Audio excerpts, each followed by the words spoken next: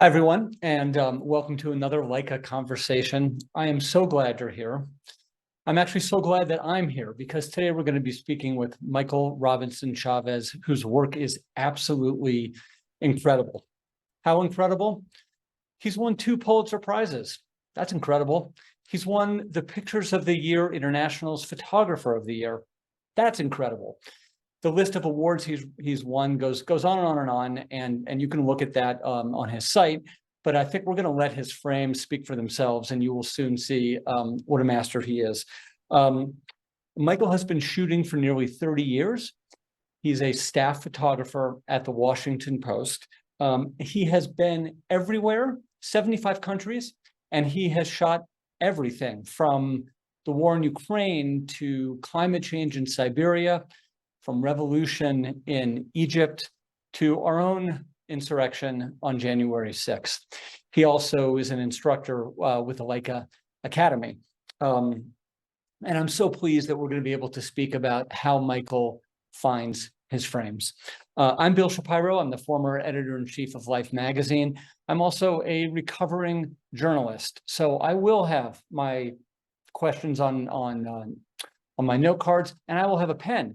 And I suggest that you all out there may want to grab a pen as well, because I know that Michael's insights are terrific and you may want to jot them down. If you have questions, please post them in the Q&A. And we have left time at the end for sure to get to as many questions as possible. It's important for us to have the conversation with all of us. So, Michael, are you ready? Shall we dive in? Yeah, I'm ready. Thank you so much for having me here. It's great to be here. Fantastic. So, as I mentioned a moment ago, you've been to a million different countries. You've shot a million different stories. Some of those, your editors assign to you. Some of those you cook up yourself. But I'm wondering if there are certain kinds of stories that attract you, and if those stories that really speak to you have any common themes. Great question. Yeah, there's stories with a strong visual content. Obviously, are very attractive if I hear them come over the pike or if I'm researching myself. But it really varies. As you said, I've been in this business for a long time, so kind of interests have evolved over the years. Also, the news of the day, of the year, things that are happening that are affecting the planet and everybody on it. Kind of dictate also where I want to go with stories and what I want our readers to really see and be impacted by. For example, lately I've really been covering a lot of climate change stories because for me I just don't think you could have a story that is more consequential and larger in scope than what's happening to the planet right now with human-induced climate change. So, it strikes me that there are different ways to tell a story and different, well, obviously, and different themes, within the topic matter that might speak to you. Themes, for example, like people in peril or people coping or adapting to a new situation or overcoming challenges. Are there any kind of themes that really hit you sort of in the heart? Yeah, there are. I mean, I'm drawn very much to what people go through, right? To get food on the table, to keep their families together, to survive in what can often be a very tough and cruel world. So I have been drawn a lot to stories about people who are going through that struggle, whose voice might not be heard by many. And that I feel is the role of what we do at institutions like the Post and so many others, is to give voice to them and to bear witness and to make sure that those that are in positions of power or positions to do something are held accountable for consequences of their actions or consequences of their policies, that what they may have on large sectors of the population here in the United States and certainly worldwide. Fantastic. So, the title of this conversation is Finding the Frame. And so I want to get a little bit more granular than the story. So I want to ask you, what kind of moments are you drawn to, when you're out shooting? I mean, honestly, any moments, because moments can be so fleeting. And once they're gone, they're gone. There's nothing as a photographer you can really do about it. They have They're gone into history. So they're the hardest things to capture, the moments of some kind of emotion that really kind of tells the reader, oh my gosh, if I were in place of that person and feeling that, what a life I would be having, how different things would be, that may drive that reader to action, to maybe look into the topic further, to donate money, to look up an NGO that might be helping out these groups of people. But moments of intimacy, of connection between a family, sad moments, happy moments, something that lifts the picture off of the page and really thrusts itself right into your eyes, and something that hopefully you won't forget for a while. So, when I see photos that have that have the kind of emotional moment or the intimate moment that you're talking about, for me as a viewer, what happens is I get that sense that the photographer has disappeared, because people tend to usually hold their emotions, within and don't share them with strangers. And so for me, when I see an emotional moment, especially in your pictures, I can really tell that either the photographer is so trusted that he's disappeared, or he's such a fly on the wall that he's disappeared. Does that make Right, sense? and much less, yeah, and much less they, if you have a camera with you, they're gonna trust you that much less. It's much Right. more difficult uh, to gain that kind of anonymity. I mean, look, we're changing the situation the moment we appear.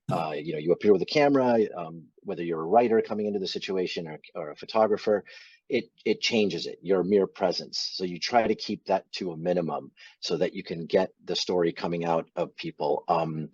So yeah, it's a matter of just kind of hanging around. Is sometimes you feel sort of bad, or you've sat down.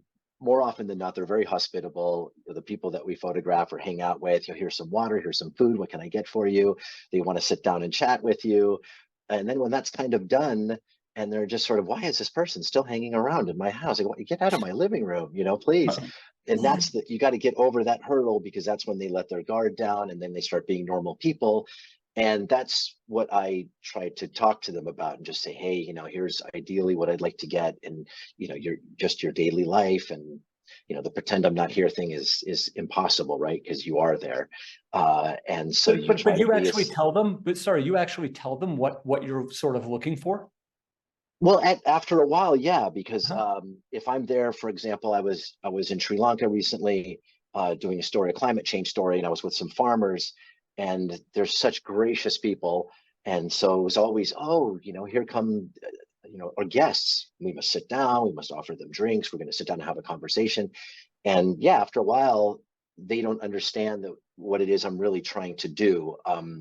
And so I do explain that to them, like, hey, you know, I'm not going to tell you what to do, but I'm going to hang around long enough that when you get to your daily life, no matter what it is, if I can document it. And sometimes it works out. Other times they'll say, hey, tomorrow morning we're going to be harvesting in Right. this field, and then I'm, there it is. That's where I need to be. What time do I need to be there? And inevitably, being farmers, they say, oh, 4 a.m. would be perfect. Right, of course. So yes, I'm just like, okay, I So, won't sleep much, but the light will be great.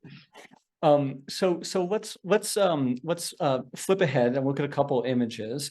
Hmm. And I know there's an image of a soldier coming up, hopefully a couple of emotional images. Yeah, there. And then maybe we can move to the next one as well. This, for me, obviously the emotion in the back and the intimacy is the thing that I'm drawn to immediately. What's the next picture that we have? Yeah. So where did this take place? Yeah, so obviously the preceding picture and this one are very, very different pictures, but they are both about emotional moments. This was taken in 2006 in southern Lebanon during the Hezbollah-Israeli war, in a town that had been completely annihilated. I think it was about 2 weeks of Israeli bombing on this town, and then a ceasefire was finally put in place, and a group of us drove into this town to document it in a somewhat safe manner. We were hoping that airstrikes had ceased entirely, but there was a ceasefire in place, and so civilians that had endured the 2 weeks of bombing and were very traumatized were kind of coming out of the wreckage, and we were the first ones on the scene. Wow. MSF hadn't gotten in there, Red Cross, no one had been in there yet. And this is when we encountered people who were leaving the town that had got caught there and could not leave their basements or wherever it is they took Yeah. shelter during the incessant bombing. Quite an incredible image. So when you're looking for a picture, when you're really in the heat of the moment, and you're working it, I'm wondering what's the first thing you notice? Is it the emotion? Is it the color? Is it the light? Is it shadow? Is it something else entirely? Well, that would depend, like in the heat of the moment, in a situation like what we encountered in a place like Lebanon, and when I covered Iraq and other conflict zones, you're definitely tapping into the tension, the intensity, what is going to translate into really powerful pictures to put readers in these horrific situations. Um, Other times, for instance, that was a bar in San Salvador, and this was taken quite a few years ago. This is probably about 8 years ago, 9 years ago. And this was a place in central San Salvador, which at night comes alive for about an hour or two after work, and then it becomes totally deserted. And I went with a couple of journalist friends that work at a local paper, and we went to this bar and hung out there for a little while and had some beers. And that was a place where I could kind of sit down, and we were there for quite some time, and no one's paying any attention to me because they're doing their own thing. And that's one where I could kind of look at, okay, what is the light doing? I loved the jukebox in the foreground. This couple were obviously very much in love and really having a great time, right? And so I just kind of concentrated on them. So that was more one where you could invest the time and construct the photograph as best as you could, given the situations of the room. Whereas the one in Lebanon was just, you're coming into this completely bombed out town and overwhelmed with emotion. People are just coming out, so you're just like, okay, I'm working fast here. It's a much more frenetic pace. And then I'm thinking about composition, and light. We're chasing light as photographers. That's kind of the first thing with street photography and things like that. I'm looking for light. I'm looking for backgrounds that might be nice and clean for composition's sake, and then waiting and hoping that the moments and the right characters might populate the frame. So let's go forward one photo so that we can look at an example of what I see as quite beautiful light. Mhm. And it really has an effect on the mood of the picture. If we could advance one. Yeah, Yeah. that last picture had nice mood, but the light was not beautiful. That was tough. That was tough Amazon midday light. Yeah, this is one that I made in Dharavi, which is a neighborhood in the center of Mumbai in India. And this is an area that is populated mainly by people from Gujarat. So it's a Gujarati community that do a lot of ceramics. And so they have these kilns in the center of the neighborhood. And this was just one of those amazing situations that you come upon in a place like India fairly frequently if you're in the right part of the city or the country, where they were smoking the pottery and the kilns, and I just saw this shaft of light coming down. And this was a place where I was roaming around for 2 weeks. I spent in Dharavi working on this story for the Los Angeles Times, and it was just a matter of waiting. And I really liked this scene. I really liked the area, and I just waited for the right people to kind of come in and give it that atmosphere, sense of place and what's going on here. So it's just to make sure I understand this. So you saw the smoke, you saw the shaft of light, and you waited for the right people and maybe the right colors to enter that tableau. Right, and it's something, and I know you and I have talked about this before, where it's kind of this kinetic act, right? You're sort of dancing around the scene, and you're moving around because you're trying to figure out what is the best angle, what is going to work the strongest. Are the lines in the frame dynamic and challenging you and leading your eye to certain places? You always want to be moving. That's one of the things about photography, unless of course you find just the right spot and you're waiting for everybody to come in. But that was the case here, where I stayed in this particular spot, I don't know, maybe half an hour, maybe 40 minutes, Okay. waiting for everything to kind of come together, where I felt I had a handful of photographs that might work from this scene before moving on. So how do you know? So this is a perfect uh, segue in a way. How do you know when you have a successful picture sort of, in your lens, where it's all coming together and all the elements are, in that split second speaking to you? How do you know when that's upon you? Oh, I wish I could tell you. If someone in the audience knows, please like send me a note, let me know. It happens so rarely, right? Where it really comes together. And I'm not talking about, perfection. I don't think what we want to do is try to achieve perfection in a photograph because I don't know, then it becomes rather clinical for me and cold. But yeah, there are those moments where, you're working on a story. It's a story you believe in. Maybe it's a story you've pitched. Um, and the light is happening. The light is like, okay, this light is going to be beautiful to work with. It's going to add so much drama to the photograph. And then the right people are coming in, or it's a story where you're following a particular person and they've let their guard down and the emotion spilling out and they don't care whether you're there or not. And everything is kind of happening. And you just, the hairs on your neck stand up and you just kind of get that really rare feeling of, oh my gosh, it's like, here it is. Everything is happening. Okay, so everything, everywhere, all at once. But I want to, Yes, yeah. but I want to ask you, as someone, as a very medium photographer, what you just described happens to me exactly never. So I want to ask you, It's rare. well, how rare? Like, is it once a day? Is it once in Oh, once a day. Oh my is goodness. it once a month? I That would want be you to really tell fantastic. us how often it Oh, comes for you. I mean, if you're lucky in a single, for me, I can only speak for myself. Other people, it may happen all the time, and I envy them greatly. But for me, it's honestly where it's been one of those photographs that it's like, okay, this is, and I don't want to use the word iconic because other people decide whether the photograph's iconic or not, but it's, it's something that is so makes you so happy, and it's my responsibility of telling a story visually is all happening here. It's only been a handful of times in my entire career. I mean, I think maybe, if it happens once a year, Okay. that's pretty great. Now, other times I've had a couple years where I've worked on some stories and within 1 year, and like 2019 was a very powerful year, and this picture was made in 2019. And Well, I want to ask you about this specifically because, when you and I were talking about successful frames, this is one that you mentioned. Can you tell us what's going on here and why does it work as well as it does?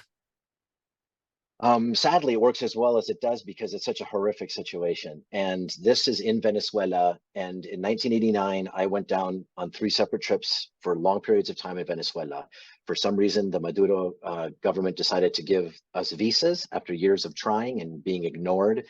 We were able to get visas to go down there, journalist visas.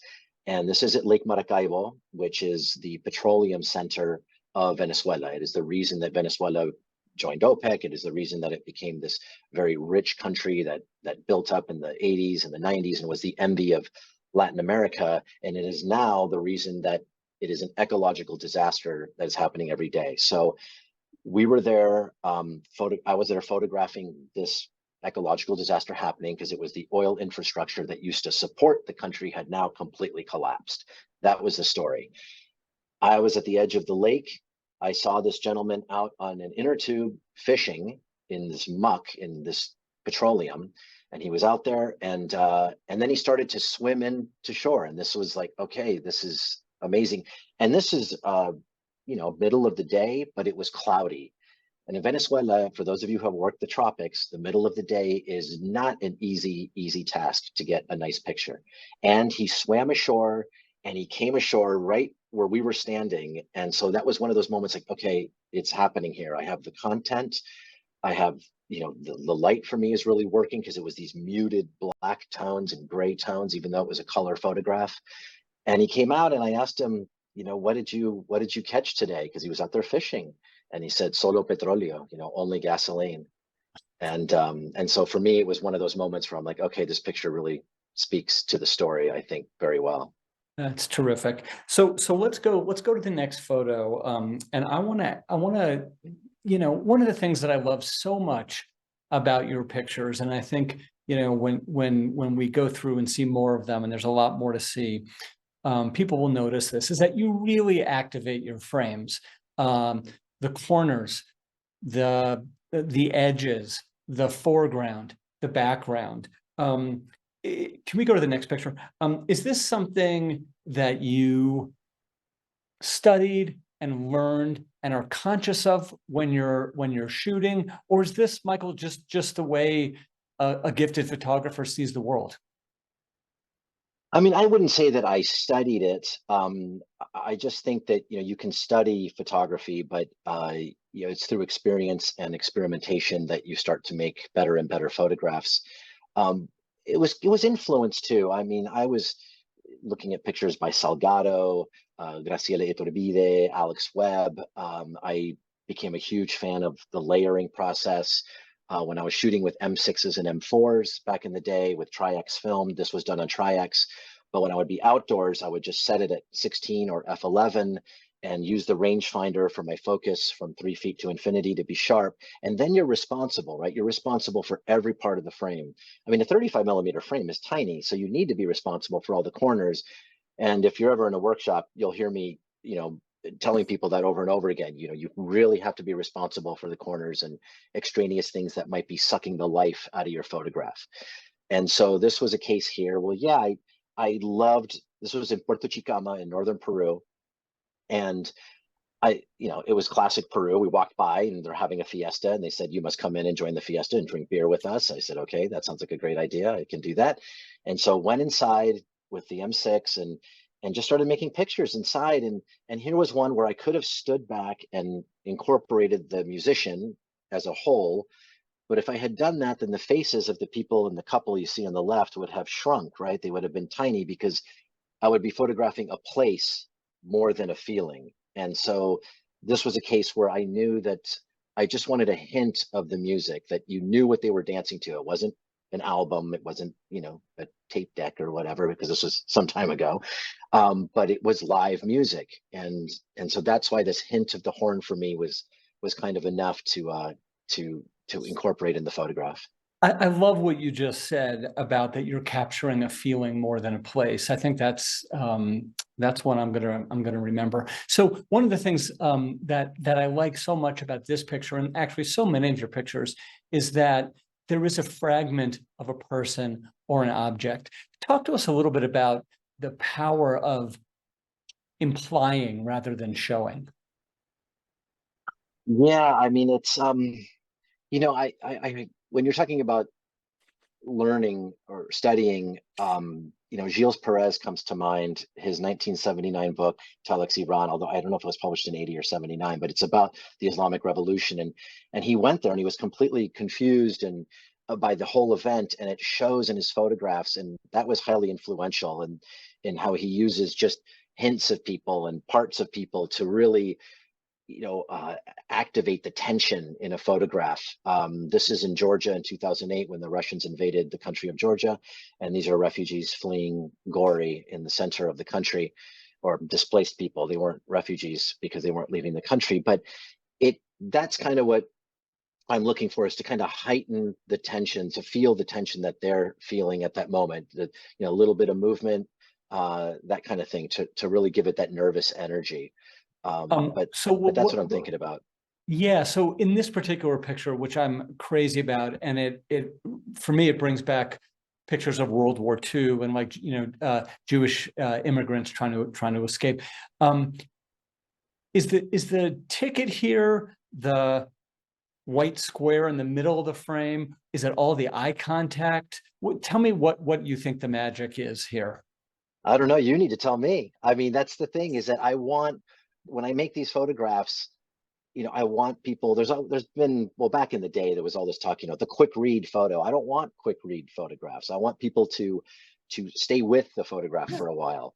And I want it to ask questions. I want it to have that ambiguity of, we have a responsibility as journalists to be telling a story, but at the same time, I want it to ask questions. I want people to inquire what happened to them, what was going on at their homes to put them in the situation.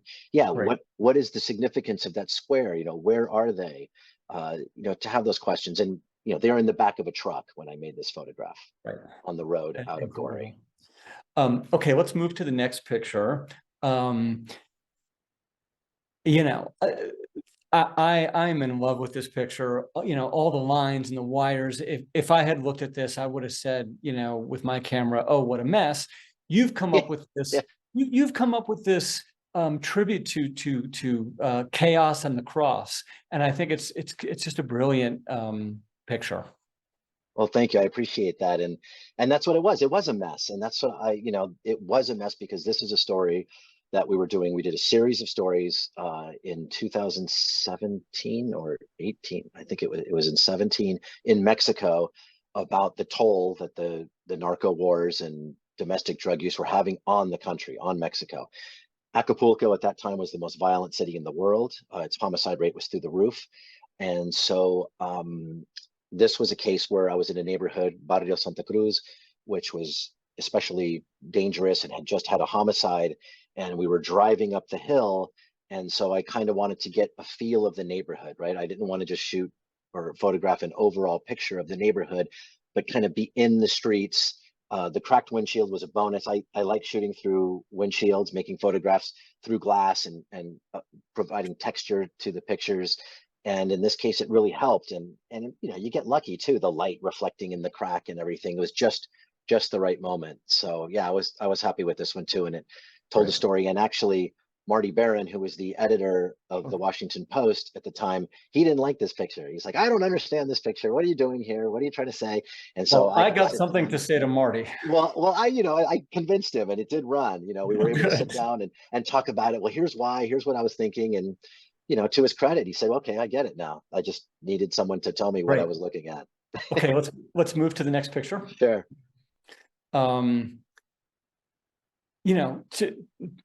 Tell us quickly about this picture, and especially, in terms of the formal attributes, the vertical and horizontal lines.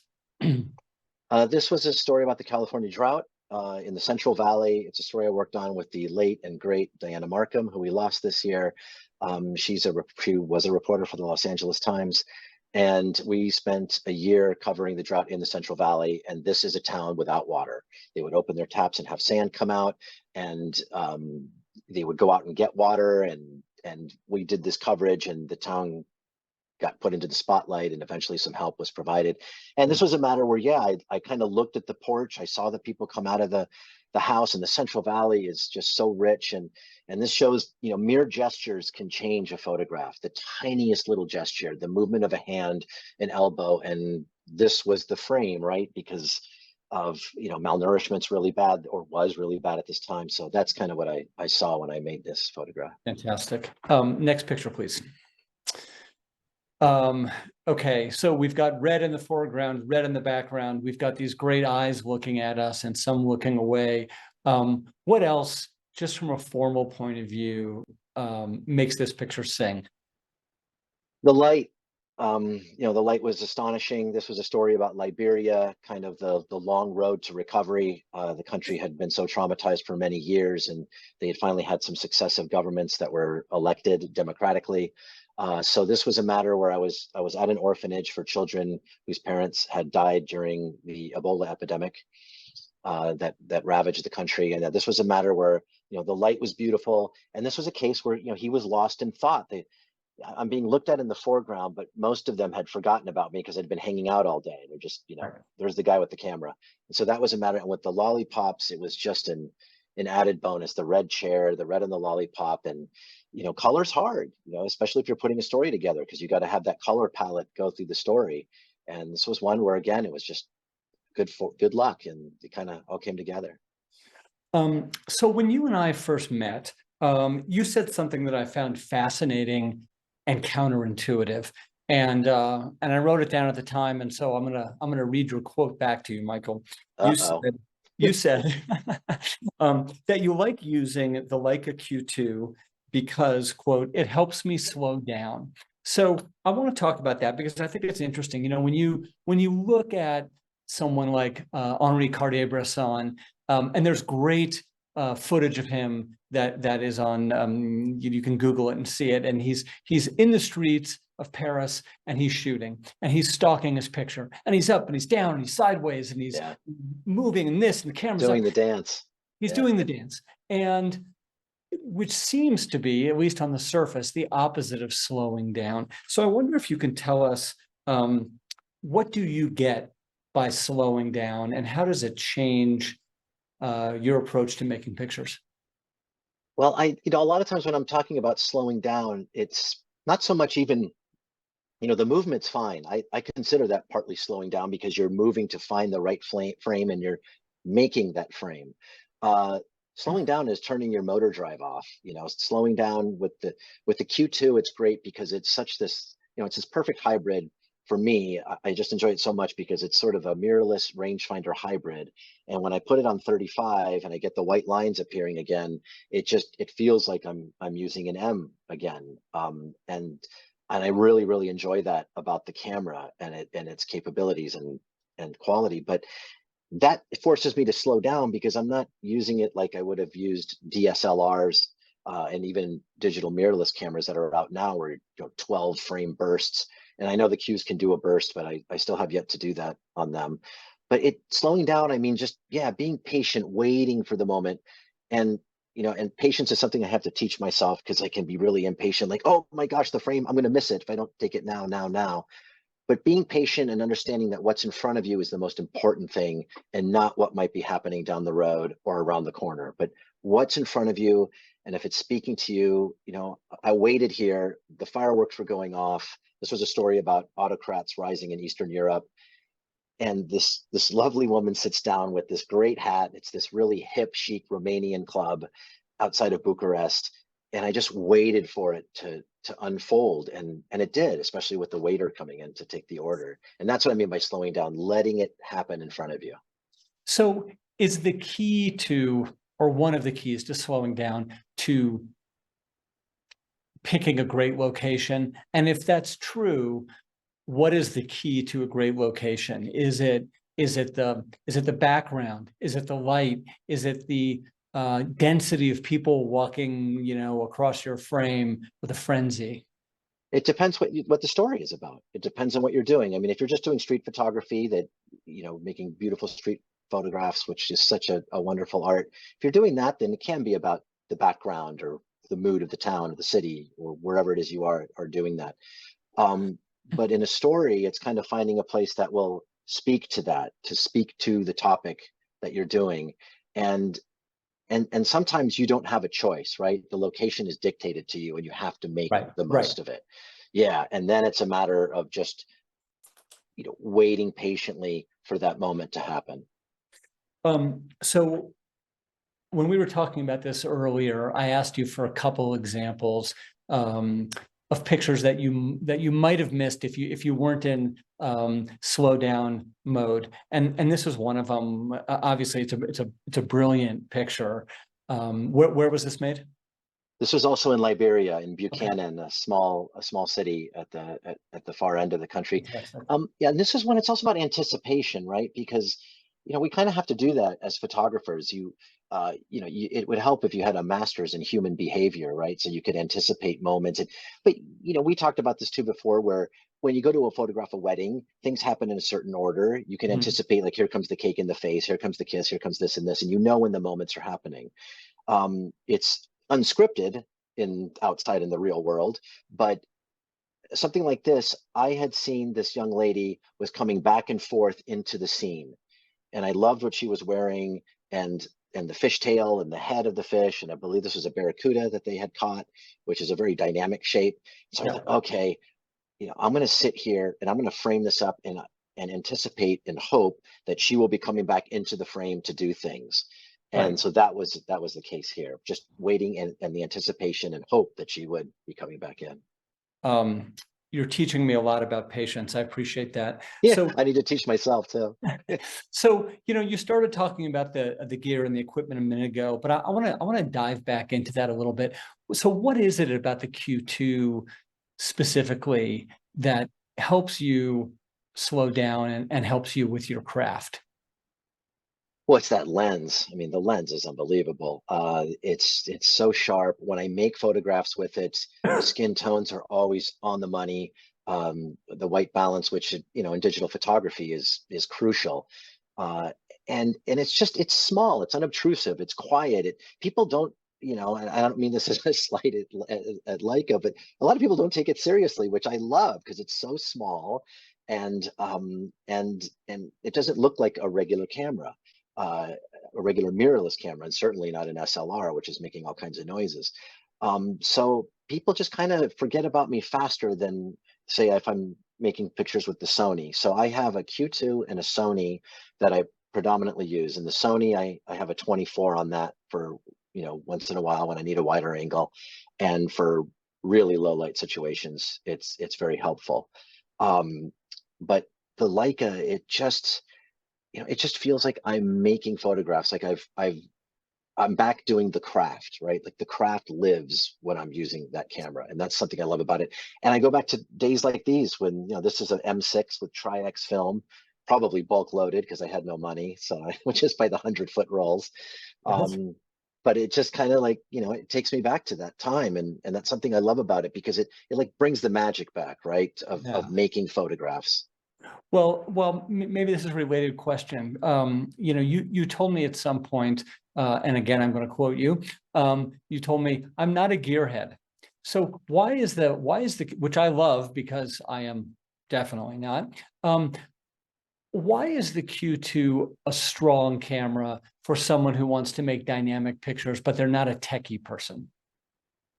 Because it's a camera first and foremost. I mean, many of the new digital mirrorless cameras, they're more like computers that take pictures. They have so many features and do so many things. And for people who love that, it's phenomenal. They're great. The technology's unbelievable. The 25,000 ISO, I mean, it's unreal. And 9,000 AF points and all these things that I really don't understand that well. But the Q for me kind of brings it back down to earth. And I know it has all kinds of features on it that are very state of the art, but it just brings it back to the act of waiting, clicking that shutter, and it just has a great feel to it, like the M's, click that shutter, and that's where the magic is, right? Waiting for the moments to happen and the anticipation. And so that's what I like most about it is that it's just so, and classic is an overused word, but in a way it is. It's just a great hybrid. I really, really enjoy it. Fantastic. So I want to hit this quickly, but I am very interested. We discussed that you've been to 75 countries and you're an expert at parachuting into a new place and finding the story and making sense of things. Thinking about the people who are watching this broadcast, some of whom may be on assignments, but some of whom may be going on vacation or at a business trip, and they've got a couple hours to shoot. In terms of advanced research, things you do, before you get on the plane to sort of help you hit the ground running and get the lay of the land quickly, are there maybe 2 or 3 tips you could share for things that you look at before you touch the ground? Sure. I mean, it varies, right? If I'm going somewhere on assignment, I do heavy research, especially on the topic I'm covering. Who are the players in that country? What is their attitude towards journalists, towards the press? Where is it easier to work? What is the climate like? What am I going to encounter in terms of dangerous places? Right. For example, I went to Sri Lanka, as I was saying, and I was in India as well for a story recently. So I was going to 2 regions of India I had never been to before, and I had never been to Sri Lanka before. So it was, studying up on, what kind of terrain am I going to be in? What's it going to look like? What, obviously climate patterns. What kind of towns, what languages. Are you looking at other people's photos to get a sense of the landscape? No, I'm looking at that's a good question. I'm looking at English language publications that might be published in those countries, or if they're not, ones that can get translated. I'm talking to people that I may know that live there. The Washington Post, fortunately, has a great network of stringers, correspondents, writers, people that are out in the field. So I often will go and right, and ask them, tell me a little bit about what's happening right now, because some of the articles might be a little dated. right. So that's how I get the research done. And the language, I have to have someone to help me with the language. If there's multiple languages spoken, I might have to have 2 people help me. It's that kind of research. It seems like in this one, and when we're done with this, I want to move quickly to sort of a lightning round, because we've got a ton of your great photos to look at. Sure, bring them on. But it strikes me that it would also make sense to sort of look for events that might be happening on the day that you're there. If there's a traditional, I don't know what's happening here, but a traditional dance or whatnot. If people look at event calendars, You know, Absolutely, absolutely, yeah, especially on vacation. Look at event right. calendars, harvests, things that might prove to be interesting photographic opportunities where people are doing things because you can make Yeah. really great pictures because that's when people forget about you. They're in the act of doing something. Fantastic. Okay, so I want to dive into some of your pictures. If we could advance to the next one, Sure, um, this is all Peru right here. Yeah, Lima. and I'd love for you to tell us. And we have a lot, so we have to go Yeah, pretty yeah, we slow. just jam through them, definitely. Um, I don't want to talk too um, much but about them. we're going to look now. We're going to look at three sets of stories, and the first one is called the story is called "Awaiting the Rain," which you made in Peru over the course of years and years and years. Yeah, this is less a story than just a body of work, of personal work. My mom is from Peru. This was an outlet for me when I was working at the Boston Globe, and we can just keep cruising through as you'd like. Yep. When I was working at the Boston Globe, I was working the night shift. I had a pretty lousy schedule. I was just starting out, and so I would grab my M6 and a bag full of film and go to Peru and just wander around, hang out with family, travel around, go surf, and make pictures. And it was something I just started doing year after year. And Peru is the reason I became a photographer. It's the reason I fell in love with travel. I really discovered, the Latino side of my family through Peru. So it's really a love letter to that country, a remarkable place. And so I I mean, just these go last two back year after pictures, year. those last two this one, the previous one, are so cinematic. I'm crazy about them. Okay, It's a great place for photography. I'm going to go. Yeah. Let's go ahead a couple. Plus the Um, food's great. yeah. Um, Yeah. yeah, So fantastic. Love all the shoes in the he front. didn't hurt himself, by the way, when he jumped in that pool.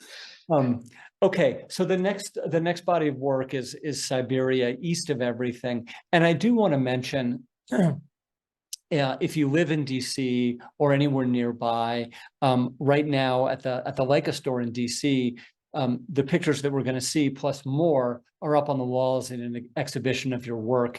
And if you do get a chance to drop by and see these in person, it's truly worth it. Getting the plug. It's up till October 21st. It's up to October 21st, everybody. Okay. Yeah. So this is Siberia. This was a story, climate change, that big project that the Washington Post did. We fanned out all over the world. It was called 2C Beyond the Limit, and our spectacular climate desk put this together. And I went to California and Siberia. And so these are images from Siberia. That's an old Sikorsky helicopter sitting in there. And we were very happy because it was awarded the Pulitzer Prize for explanatory journalism, which gave the story new life. And it's such an important story. And now the consequences we were looking at here are happening much faster now than we even anticipated when we made this story in 2019. So these are all various pictures, and it was such a fascinating experience. I grew up during the Cold War, always had a fascination with Eastern Europe and the Soviet Union, the Reagan's evil empire. I was in high school in the 80s. Yep. Now I feel old. And Yep. it was and so I Same. was always fascinated to go there. And so I finally made it, and it didn't disappoint. I Fantastic. mean, Siberia was astonishing. Fantastic. I hope you went in the summer. I did, with all the Good. mosquitoes. Okay, next up, we have the driest season, which was I love this. I'm crazy about this picture. Yeah, she was the best. She worked at a little roadside stop there and on the way to Magadan in the Pacific coast. But the way you frame this out is fantastic. So the next set of pictures are from the driest season, and we talked about this a little bit earlier. Shot in California's extremely droughty Central Valley. Yeah, this was during the historic drought in 2014. And this is the one where we spent a year just going from town to town. And we really wanted to put a face on it, right? I mean, you can go photograph the cracked mud and desiccated animals, things that we normally see in drought, but we wanted to avoid stereotypes and cliches about it. But just what did the drought mean for the people, especially the migrant labor that lived and worked in the Central Valley? And the Central Valley is like another country compared to the rest of California. For sure. Um, That was the bathtub for this young girl, because they just didn't have any running water in the house. So I have a question about how you edit photos. And this is not about backing up, which we all know how important and crucial it is to back up your work. But I'm wondering, do you edit your pictures, the first edit, immediately after you've left the scene, at the end of the day, at the end of the week, at the end of the assignment? And what I'm really asking you here is about perspective, whether you have more perspective on, does a photo work like this one? Holy cow, I love it. Does a photo work, if you've put some time between you and the emotion and freshness of the moment, or does the freshness and the emotion give you a better sense of what the picture, the winning picture should be? I mean, it's tough to answer because it really depends on the kind of story or Okay. event I'm photographing. So if it's a daily assignment, yeah, and it's on deadline, I'm editing quickly and getting that work in there. If it's something like Awaiting the Rain, the Peru work, I mean, you never stop editing. I'm still editing that because it's such a voluminous body of work, right? So you're going back in your, and remember, after a certain number of years, your perspective starts to change. So photographs that you might have skipped over 10 years ago suddenly are speaking to you because the way you see the world has changed, right? So you're suddenly discovering new frames. So if you have photographs that you made 15 years ago and 10 years ago, whatever, and you haven't looked at them in a while, go back and take a look. You might be surprised that you'll find new gems that weren't there before. But I tend to do a first edit, a rough take, look at that, then I whittle that down to a next level, and then I will send that rough edit to whichever photo editor I'm working with. The Bay of Bengal thing I'm doing right now, I'm working with Jennifer Samuel at the Post, and so I whittled that down from a much larger tagged set to a smaller, and then we just start whittling it down from there. And Great. sometimes small prints really help. Right. Okay. Two more real quick questions, and Sure. then we are going to open it up to the audience. The first question is philosophical. The second one is nitty-gritty practical. Ooh, So okay. philosophically, what do you want us, the viewers, to feel when we have finished looking at one of your stories? A whole range of emotions: empathy, curiosity, a desire to go somewhere, a desire to travel, a desire to walk out the door of your house and just start making some photographs around the corner. Um, just to educate, to enlighten. That's what I mainly hope for. I just think photography has become it's a great educational tool, especially in an increasingly visual world. So just to have connection, that's what I want people to get from the pictures. Fantastic. And now here's the very nitty-gritty question. All right, let's get to it. As a professional traveler, I want to know what's in your suitcase. So tell us, Oh my goodness. tell us what you bring in terms of camera gear. I know you travel light. So tell us in terms of camera gear, and then tell us, not camera gear, what are, say, 3 items that you never ever leave home without? And then we'll get right to questions from our audience. Okay, very quickly on the cameras, a Q2 and a Sony A9 II. I have a 24-70 for the Sony. I used to shy away from zooms a lot, but I find on that camera, I can travel lighter with that. I think prime lenses are superior, but that's what I have the Q2 for. So that is my workhorse that I use the most. I bring a 70-200 that sits in the bag more often than not, but sometimes it's really great for compressed landscapes, or I might need it in conflict zones, which I really don't do much of that anymore. But if I happen to find myself in one, then that lens comes in very handy. And then things that are not equipment related, a mosquito net. Okay. Sometimes you don't need it, but I always have a portable mosquito net that I bring, a bathing suit for sure, and flip-flops. So I'm just picturing you. A lot. Yeah, I'm just picturing you walking down the street with mosquito netting, flip-flops, and bathing suit. Okay. Yeah, I'd be arrested. Let's get to some of the terrific questions that have come in. There's a lot of them. The first one's from Alberto, and Alberto asks, what about the camera setting? How do you like to work? Fully manual, or is there any auto set in your preference? Hey, Alberto. On the Leica, it's fully manual, focus and exposure. And on the Sony, I work in aperture priority a lot because I want to control the depth of field more than anything else. That's what I tend to want to have control over. And then I use the exposure compensation knob. Sometimes I'll shoot on manual if I'm in a constant lighting situation where the light's not going to change. I will go ahead and just put it on manual and make sure the white balance is as close to perfect as I can get it. Okay. You told us what cameras you carry with you. What about the lenses? Anything you want to add about the lenses that you pack? No, I mean on the Q2 the lens is already on there, right? And I use Right. it as a 28, 35, and 50. I Okay. never use the 70 setting on it. I just don't. And then the 24 to 70 on the Sony, which I mainly use as a 24 when I need it. And that's pretty much it. I have a 70 to 200, and then I have a 100 to 400 if I need it for some event here in DC, but I don't travel with that lens. It's just much too heavy. I Yep. try to go as light as possible. My back demands it. And just, the look of what I do and how I approach the subjects. I like to Right. get closer physically than with a zoom ring. So the next question is your black and white work done with a monochrome camera, or do you drop the color in post?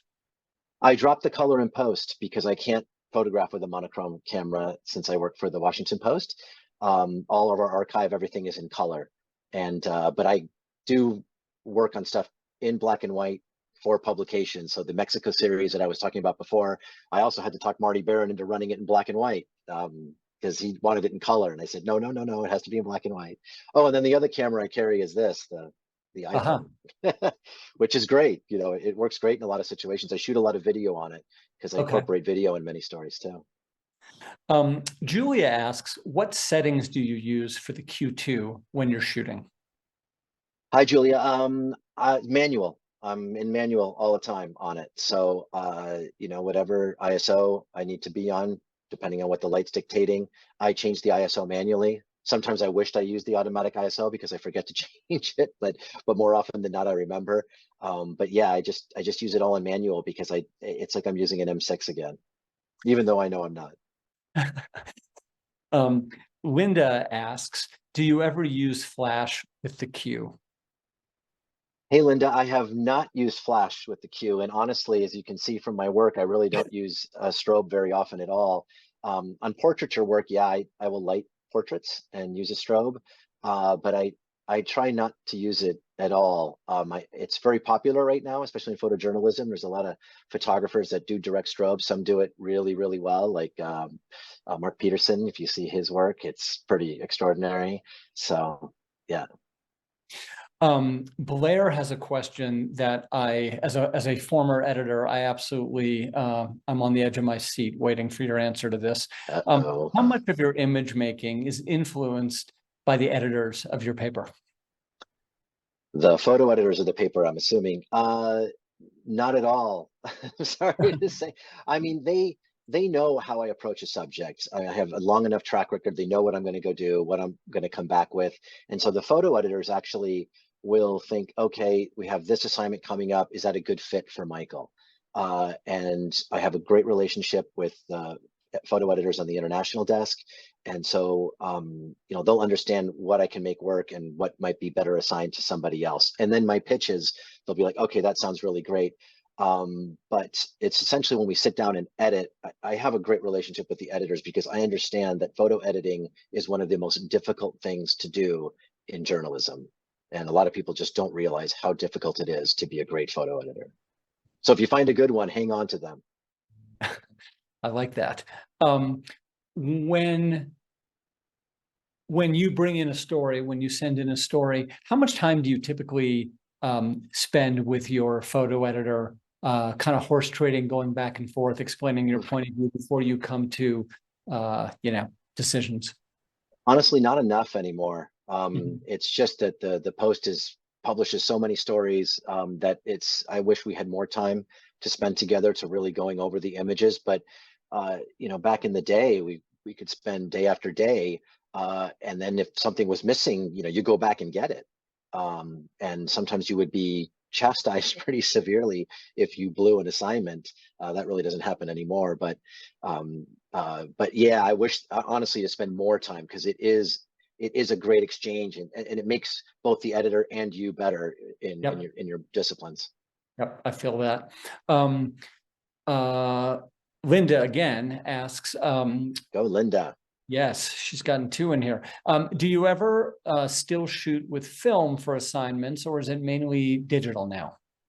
It's mainly digital, but I did shoot film on a Mamiya C330 for an assignment we did locally. I was photographing the Mexican community here in Maryland, and it was a kind of like a look at the capital region during summer. And I did shoot with the Mamiya, and talk about slowing down. Oh my God, it was so slow. I'd see all these great moments happen, and I'm trying to focus through that thing. And but it was fun to use it again, that's for sure. Um, a fantastic photographer who I happen to know named Eric Mencher. Oh, he's great. He's great. Has a question which I'd like to put to you. And folks should definitely look at Eric's Hey, Eric. Instagram as well. He says, your work is phenomenal, and I love how you talk about it. I also love that you continue to work at a newspaper. Can you speak to that? Yeah, only they don't want us to call it a newspaper anymore. Oh, a But yeah, brand. it's Sorry. no, Yeah. I mean, we still, I mean, and Eric too would, he's calling it a newspaper. He's an old newspaper guy from way back. So, um, yeah, I think I really like it, right? Because it is an important paper, and it's a website now that has, a lot of subscribers, and a lot of those subscribers are people that can actually do things about topics that you bring and put in front of them. We did a story about, what goes into the supply chain for making batteries for laptops and, lithium batteries. And I went to Congo, China, and Argentina for that, and it was horrific, the things we saw. We published it. The best part of it was calling Samsung and all the companies and saying, hey, do you know that you have child labor working for you, and this and that? And so that kind of power is great at a place like the Washington Post. And local coverage, small newspapers are disappearing, and we're going to be worse for it. Yep. Um, Andy asks, do you use different color filters for your monochrome shots? He mentions that he's been experimenting with red filters and mono shots lately. No, I don't. I don't use any filters. I can't use any filters for what I do. It all has to be, what you see is what you get. I don't I'm want to sorry, is manipulate. that's a Washington Post policy? That's a photojournalism policy. That should be a policy at no matter what Yes, it journalistic should. institution you're working for. But well, especially in the newspaper world, where your credibility is everything. So no, I don't. Short answer is no, I don't use filters, but Okay. I've seen people use them to great effect. Let's see. Well, there's a few more questions here. There's one that came to me, which is, where do you turn for inspiration? Oh, so many different places. I'm a cinephile, so I love film. I studied film before I got into photography. So there's a lot of filmmakers I like that I go to. Uh, Trips to the museum, right? Especially, National Gallery of Art. We're very fortunate in DC that we have this one of the most beautiful art galleries in the world, art museums in the world, and it's free, so you can go in there anytime. That's a great place for inspiration. Uh, there's obviously other photographers, contemporaries of mine, that I look at. Moises Saman is a good friend. He just published a book about Iraq that is phenomenal. Reina Effendi, she's another phenomenal photographer. I mean, there's so many people. Barbara Davidson, Ron Havid. The list is endless of all these wonderful people. And honestly, on Instagram, I follow them on Instagram. I try to avoid all the nightmare stuff that's on it these days, but you can see a lot of great photography there as well. You just have to be a lot, more picky there. Here's, maybe in a way, the flip side of that. I'm wondering, what has teaching done for your photography? Teaching has been great. I love teaching, and that's also inspiring, right? And you get that from the students. Uh, Helping students out. I helped a lovely student out. He's in Mexico City. He got a scholarship to the ICP. So Fantastic. I helped them with the portfolio on that. That's really, really encouraging. I get notes from former students I've had in Foundry workshops, which is a workshop I teach at annually, from way back that, hey, if it wasn't for you, thank you. I met someone at the opening of the Siberia exhibit that I had met in Egypt, who he wasn't a student, but he was talking about how all the students there, because he helped coordinate the event in Cairo, how their lives had changed as a result of this workshop that I was a part of. So that's kind of the most stimulating part of it. And then I tell things to the students, and I'm like, wait a minute, am I even doing that myself? And I got to Right. remind myself that maybe I need to get back in shape here. Doctor, heal thyself. Yes. Andreas has a question which I like very much. He asks, Okay. how much do you photograph for fun outside of work, if at all?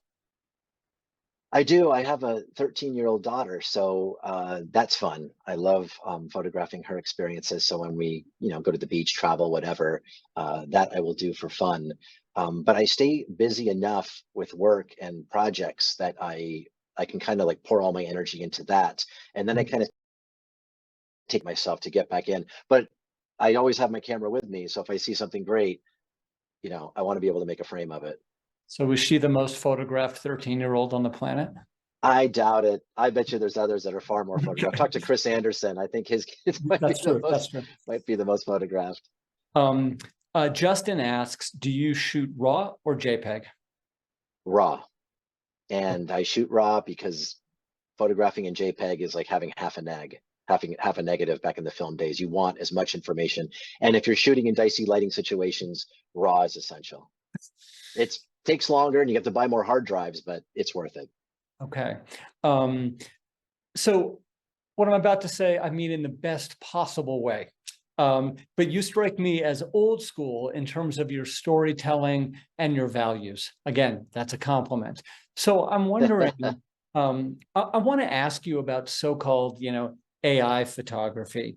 What excites you about it? What gives you pause? And where do you think we'll be a year from now?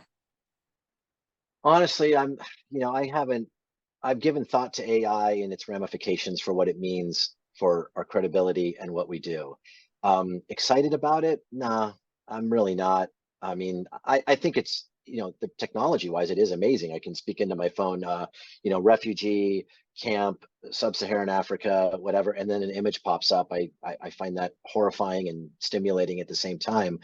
But we think about it in terms of what it means at the Washington Post, and when we get images from not from staff photographers but outside in the world, we have to make sure that those photographs are real if we're going to put them under the Washington Post banner. So certainly think about that. And a year from now, who knows? It's not good for photographers to make money because a lot of entities and businesses that might have hired a photographer to make a picture in a studio or do something like that, they don't have to do that anymore. They can just create it. So for us economically, it's a major challenge. I mean, for me, I look at people who are young today and in 5 or 10 years could be looking at the photos that are being made today or amazing photos, classics, Larry Burroughs reaching out, whatnot. And Yeah. not to know if that's a quote unquote, if that's a real moment or not. And I find something, and for somebody like Larry Burroughs who gave his life to make these pictures, I find that unfortunate. So we'll have to see. It's We're going to go 2 more super quick technical questions, and then we'll close out. okay. Best way you back up all of your work: cloud, external hard drives, something else, all of the above? I have cloud for my iPhone, but I use external hard drives. Okay. That's what I'm backing all my stuff up on. And then, a lot of the images exist in the servers at work at the Post. Okay, last question. Do you from Sam, do you rely on the spot focusing feature of the Q2 or another mode? If multi-field, how do you control the subject of the focus? Oh, I manually focus. This was about the Q2, right? Yes. Okay, I lost you at multi-field. I manually focus. I never use the AF on it. Maybe Okay. that's why my batteries last so long. I was like, man, these Q2 batteries last forever. But now I'm thinking it's because I don't ever use it on AF. So sorry, I'm just used to that beautiful, smooth focusing on it.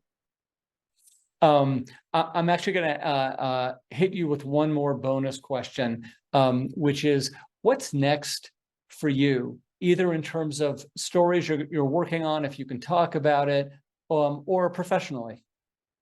Well, professionally, I'm doing some great workshops with Leica. I have one in DC, which you're talking about stimulation. So I'm going to do one at the Leica store in DC. Sorry, it's booked, but I'm going to do that. at the end of September, which I'm excited about, kind of talking about storytelling. And then in May, we have another one that Hector Emmanuel, who is an amazing photographer and an M photographer through and through. He and I are going to lead a group of students to Spain for the, oh, there it is right there. It's for El Rocío, which is a pilgrimage that happens in Andalusia. So that should be pretty fun, and the food will be great too. Story-wise, I can't speak too much because someone from the New York Times might be on this this call right now or this interview. But they are. yeah, probably not. I think they have better things to do. But I think I have something I'm going to Mexico for in a couple weeks. You know, look into some stuff here locally. I have other story ideas that I'm bouncing around.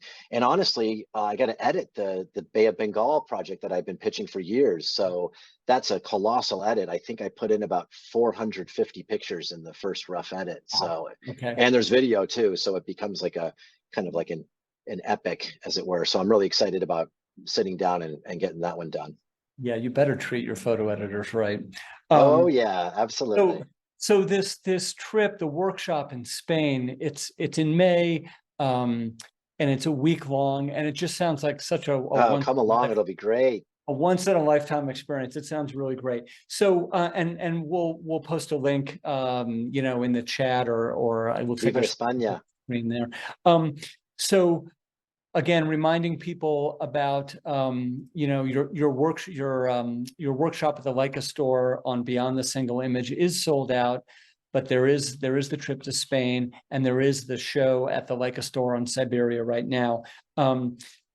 If people want to see more of your work, they can obviously go to your website, or they can hit you on Instagram, which is M. Robinson Chávez. That's correct. And can people ask you questions on Instagram? Is that the? Yeah, sure. Go ahead and send. I mean, it's not a great messaging app, but yeah, I mean, if you have a question about something, I'll do my best to get back to you and answer a question and give you a follow. You know, because it's fun to follow people. I mean, I follow all my students because then I can see what they're doing. Yep. You know, and see if they're improving, and then I can berate them if they're not. You're not looking in your corners. So, Okay, well, but yeah, please do. Yeah, I would welcome your feedback on mine.